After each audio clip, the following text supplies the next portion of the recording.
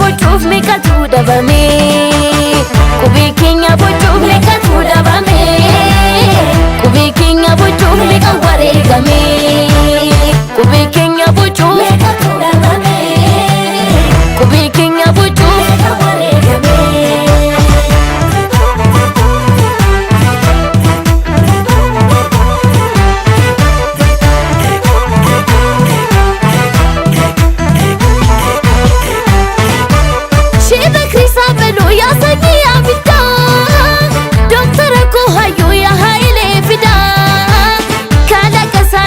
Natinuf bocamte qabsu abbootatiin dina jalaa baate kalaqa isaaniitiin natinuf bocamte qabsu abbootatiin dina jalaa baate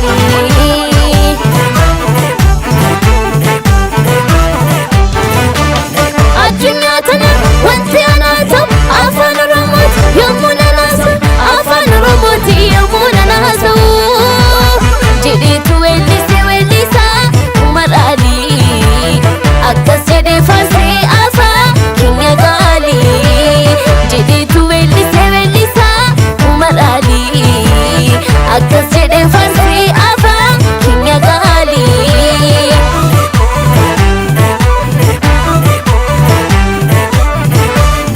afaan ayyuudhaanuu kana foola yabbuu afaan saba bal'aa kan biyyoota dhabuu afaan sirna gadaa kan hunduu hin halle addunyaan si beekti bal'adhu ammalee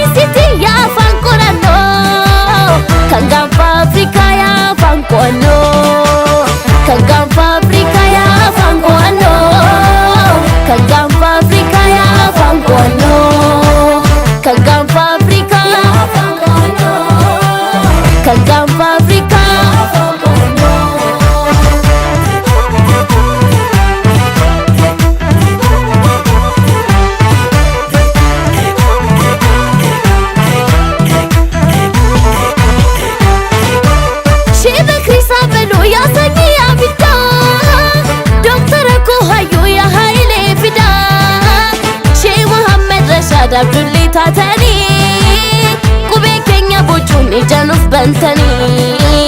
Sheikh Muhammad Rashad Abdulli taatanii qubee keenya bocuun ijaanuuf bantanii qubeen afaan gadaa hir'ina hin qabu qubee abaacaadhaa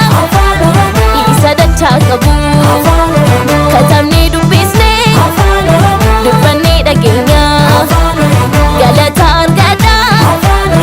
adiiroota keenya har'a qubee keenya nutu harkaa qaba bakkuma jirtanitti walitti lallaba nus dhaloota dhufuuf akka jennu jaba san tahuu yoon baanne seenaan nu adaba san tahuu yoon baanne seenaan nu adaba